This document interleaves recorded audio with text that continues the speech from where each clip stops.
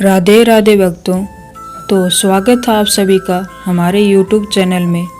और आज के वीडियो में हम जानेंगे कि नंदी भगवान शिव के सवारी कैसे बने। तो एक ये छोटी सी कहानी है। तो चलिए अब इस पौराणिक कहानी को शुरू करते हैं। आप इस कहानी को अंत तक अवश्य ही देखिएगा। कथा के अनुसार पौराणिक काल में शिलाद नामक एक धर्मात्मा मुनि हुआ करते थे। बुढ़ापा आने पर शिलाद मुनि को भय सताने लगा कि मृत्यु के पश्चात उनका वंश समाप्त हो जाएगा। तब एक दिन उन्होंने अपने पूर्वजों यानी पितरों के आदेश पर अयोनिज मृत्युहीन पुत्र की प्राप्ति के लिए देवराज इंद्र को कठोर तप से प्रसन्न किया और वरदान स्वरूप उनसे ऐसा पुत्र मांगा जिसको मृत्यु भी न छू सके। परंतु देवराज इंद्र ने ऐसा पुत्र देने में खुद को असमर्थ बताकर शिलाद मुनि से देवों के देव महादेव की तपस्या करने को कहा। उसके बाद शिलाद मुनि देवराज इंद्र के आदेश अनुसार महादेव की तपस्या करने लगे। शिलाद मुनि तपस्या में लीन हो गए। काफ़ी समय बाद उनके तप से प्रसन्न होकर महादेव वहां पधारे और शिलाद मुनि से वर मांगने को कहा। तब मुनि भगवान शिव से बोले, हे प्रभु, मुझे आपके समान ही पुत्र चाहिए जो अजन्मा हो और जिसको मृत्यु भी न छू पाए। तब शिवजी प्रसन्न होकर मुनि से बोले, हे मुनि, यद्यपि मैं सारे जगत का पिता हूँ, फिर भी तुम मेरे पिता बनोगे और मैं तुम्हारा अयोनिज पुत्र होऊंगा। मेरा नाम नदी होगा। इसके बाद भगवान शिव वहाँ से अंतर्ध्यान हो गए। उधर शिलाद मुनि भी खुशी खुशी अपने आश्रम लौट गए। कुछ समय बाद जब एक दिन शिलाद मुनि भगवान शिव के नाम से यज्ञ कर रहे थे, उसी समय यज्ञ कुंड से एक बालक उत्पन्न हुआ। उस बालक के शरीर की प्रभा युगांतकालीन अग्नि के समान थी। यह देख शिलाद मुनि बड़े ही प्रसन्न हो उठे और भगवान शिव की स्तुति करने लगे। फिर उस बालक को लेकर वे शीघ्र ही अपनी कुटिया में पहुँचे। कुटिया में पहुंचकर उस बालक ने मनुष्य रूप धारण कर लिया। फिर शिलाद मुनि ने उस बालक का जात कर्म आदि भी संस्कार संपन्न किए। उसके बाद 5वें वर्ष में मुनि ने नंदी को संपूर्ण वेदों तथा अनन्य शास्त्रों का भी अध्ययन कराया। एक दिन की बात है, जब बालक 7 वर्ष का हुआ तो शिवजी की आज्ञा से मित्र और वरुण नाम के मुनि उस बालक को देखने आए और उन्होंने शिलाद मुनि को बताया कि आपका पुत्र नंदी अल्पायु है। इसकी आयु 1 वर्ष से अधिक नहीं दिखती है। उन मुनियों के मुख से ऐसी बातें सुनकर पुत्र वत्सल शिलाद नंदी को छाती से लिपटाकर दुखी होकर फूट फूट कर रोने लगे। तब पिता और पितामह को मृतक की भांति भूमि पर पड़ा हुआ देखा।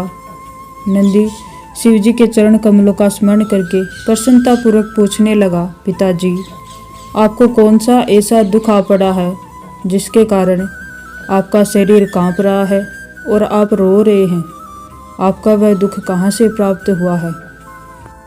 तब शिलाद मुनि ने नंदी से कहा, बेटा, तुम्हारी अल्पायु से मैं अत्यंत दुखी हो रहा हूँ। तुम ही बताओ, मेरे इस कष्ट को कौन दूर कर सकता है? पिता के मुख से ऐसी बातें सुनकर नंदी हंसने लगा और फिर अपने पिता से बोला, पिताश्री, आपने मुझे भगवान शिव से वरदान स्वरूप पाया है, इसलिए आप चिंता न करें, वही मेरी रक्षा भी करेंगे। फिर अगले दिन नंदी पिता से आज्ञा लेकर भगवान शिव की तपस्या के लिए भुवन नदी के तट पर चले गए और वहां पहुंचकर वहां नदी के किनारे आसन पर बैठे शिव जी की कठोर तपस्या करने लगे। नंदी की कठोर तपस्या देखकर भगवान शिव कुछ समय बाद ही उनके सामने प्रकट हुए। परंतु नंदी ने जब शिव जी को देखा तो वो भूल ही गए कि वो लंबी आयु के लिए तप कर रहे थे। तब भगवान शिव ने नंदी से वरदान मांगने को कहा। फिर नंदी ने वरदान स्वरूप ताउम्र शिव का सानिध्य मांग लिया। नंदी ने उनसे प्रार्थना की कि वह हर समय उनके साथ रहना चाहते हैं। तब भगवान शिव नंदी से बोले, हे शिलानंदन, तुम्हें मृत्यु का भय कहाँ? तुम तो मेरे ही समान हो, इसमें तनिक भी संशय नहीं है। तुम अजर अमर दुख रहित और अक्षय होकर सदा गणनायक बनकर रहोगे तथा पिता और सुहृदय वर्ग सहित मेरे प्रियजन होगे। तुम्हें मेरे ही समान बल होगा। तुम नित्य मेरे पार्श्व भाग में स्थित रहोगे और तुम पर निरंतर मेरा प्रेम बना रहेगा। तत्पश्चात शिवजी ने उमा से कहा, हे देवी, मैं नंदी का अभिषेक करके इसे गणाध्यक्ष बनाना चाहता हूँ। इस विषय में आपकी क्या राय है? तब उमा बोली, देवेश, आप नंदी को गणाध्यक्ष पद प्रदान कर सकते हैं, क्योंकि परमेश्वर यह शिलानंदन मेरे लिए पुत्र सरीखा है, इसलिए नाथ यह मुझे बहुत ही प्यारा है। तदंतर भक्त वत्सल भगवान शंकर ने अपने अतुल बलशाली गणों को बुलाकर उनसे कहा, गणनायकों, तुम सब लोग मेरी एक आज्ञा का पालन करो। यह मेरा प्रिय पुत्र नंदीश्वर सभी गणनायकों का अध्यक्ष और गणों का नेता है, इसलिए तुम सब लोग मिलकर इसका मेरे गणों के अधिपति पद पर प्रेम पूर्वक अभिषेक करो। आज से यह नंदीश्वर तुम लोगों का स्वामी होगा। इस प्रकार नंदी के समर्पण से प्रसन्न होकर भगवान शिव ने नंदी को पहले अपने गले लगाया और उन्हें बेल का चेहरा देकर उन्हें अपना वाहन बनाया, अपने गणों में सर्वोत्तम के रूप में स्वीकार किया और तभी से शिव की मूर्ति के साथ नदी की प्रतिमा भी स्थापित की जाती है।